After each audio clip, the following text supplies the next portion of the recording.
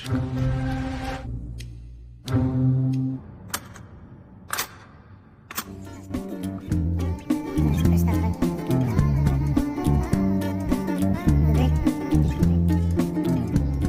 semuanya, selamat datang kembali di channel Filminview ini, channel kebanggaan Bapak Anies Baswedan.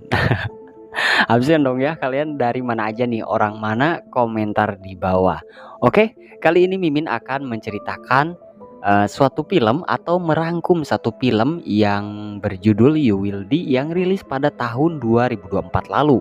Film ini menceritakan tentang seorang perempuan yang diramalkan akan meninggal dalam waktu beberapa jam ke depan. Lalu, bagaimana kelanjutannya dan bagaimana alur cerita filmnya? Tanpa basa-basi lagi, siapkan posisi paling nyaman kalian dan siapkan cemilan untuk menonton alur cerita ini. Dan mari kita mulai alur ceritanya. Di tengah hiruk-pikuk Korea ada seorang perempuan yang bernama Jung Yun. Jung Yun adalah seorang wanita yang hidup seorang diri dan harus bekerja keras setiap hari demi memenuhi kebutuhan hidupnya. Kehidupannya jauh dari kata nyaman.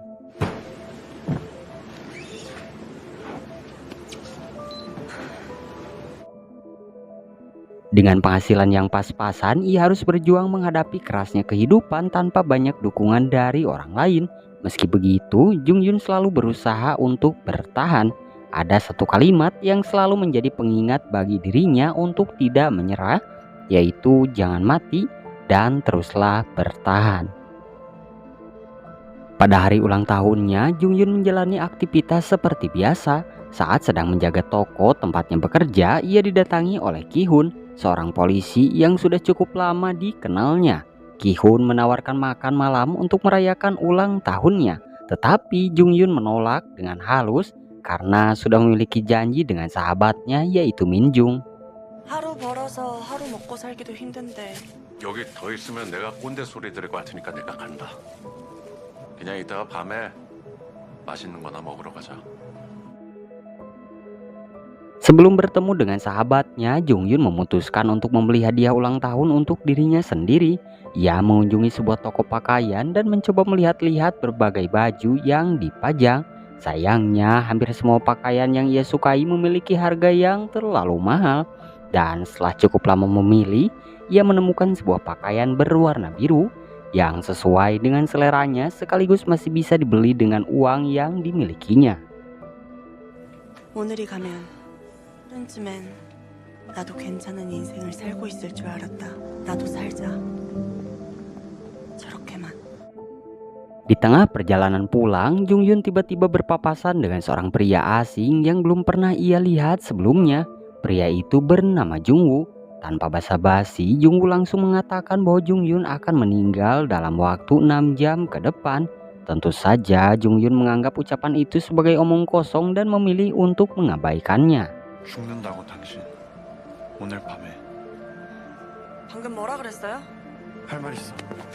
중요한 얘기야. 이게 뭐 하는 짓이에요? 그냥 없어. 그 친구 못 만나. Namun keadaan mulai berubah ketika beberapa kejadian aneh terjadi. Saat rencananya bertemu Min Jung gagal karena sahabatnya sedang bersama sang pacar, Jung Yun yang kesal memilih berjalan sendirian. Dan tidak lama kemudian, ia hampir tertabrak kendaraan yang melaju kencang. Untungnya Jung Woo muncul tepat waktu dan berhasil menyelamatkannya. 하나. 어차피 나 오늘 죽는다며. 그거 틀렸다는 거니까. 뭐 나 구해준 목숨값이라도 뜯어가려고? 너 같은 새끼한테 줄 돈 없어 나. 네가 죽는 거. Karena kejadian itu, Jung Yun mulai merasa bahwa pria misterius tersebut mungkin tidak sedang bercanda, yang mengatakan bahwa dia akan mati dalam beberapa jam. Dan ia pun meminta penjelasan. Jung Woo akhirnya mengungkapkan bahwa dirinya memiliki kemampuan untuk melihat kematian seseorang sebelum peristiwa itu terjadi. Dan kemampuan tersebut muncul tanpa bisa ia kendalikan. Dan menurut penglihatannya, Jung Yun akan dibunuh dengan cara ditusuk tepat pada tengah malam. 당신 죽어. 왜 내가 죽어야 되는데? 정확히 5시간 49분 뒤에. Di saat yang sama, pihak kepolisian sedang disibukkan dengan kasus pembunuhan berantai yang cukup menghebohkan.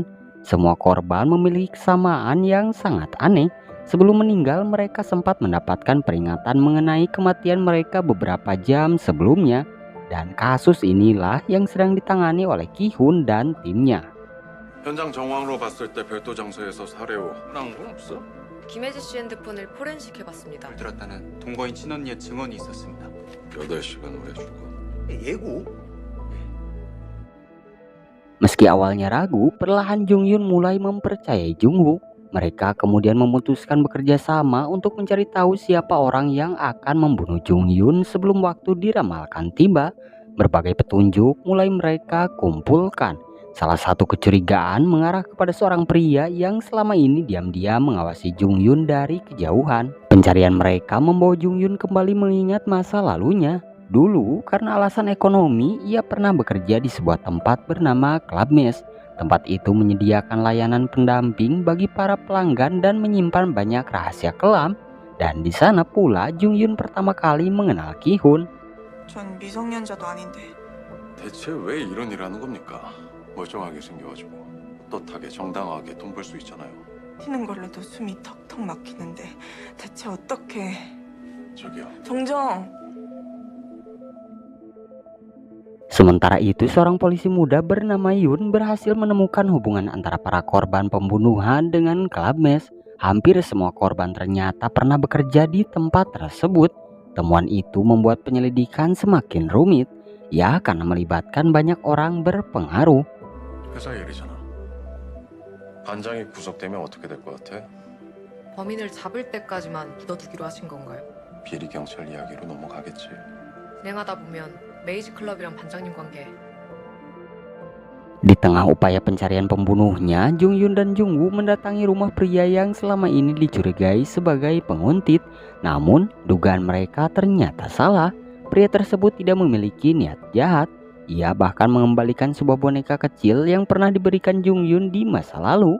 Dari pertemuan itu, Jung Yun menyadari bahwa orang tersebut bukanlah pelaku yang selama ini ia cari, yang diramalkan mungkin akan membunuhnya. 네가 죽는데 난 바라만 봐야 돼. Waktu terus berjalan dan tengah malam semakin dekat. Di sisi lain, pihak kepolisian mulai mencurigai Jung Woo karena ia sering memberikan informasi mengenai kematian para korban sebelum kejadian itu benar-benar terjadi. Ki-hun bahkan mulai meyakini bahwa Jung Woo adalah pelaku di balik kasus pembunuhan berantai ini. Namun kenyataannya jauh lebih rumit daripada yang dibayangkan. Dan polisi ini menemukan bukti yang menunjukkan adanya hubungan antara Club Mess dengan beberapa oknum kepolisian. Fakta tersebut mengarah pada sebuah konspirasi besar yang selama ini ditutupi rapat-rapat.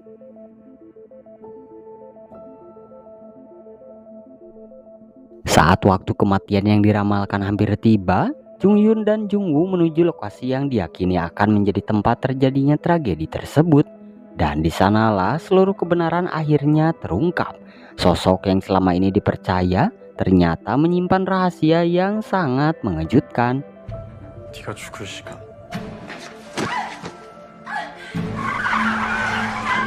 돌아서. 네가 죽는 거였어.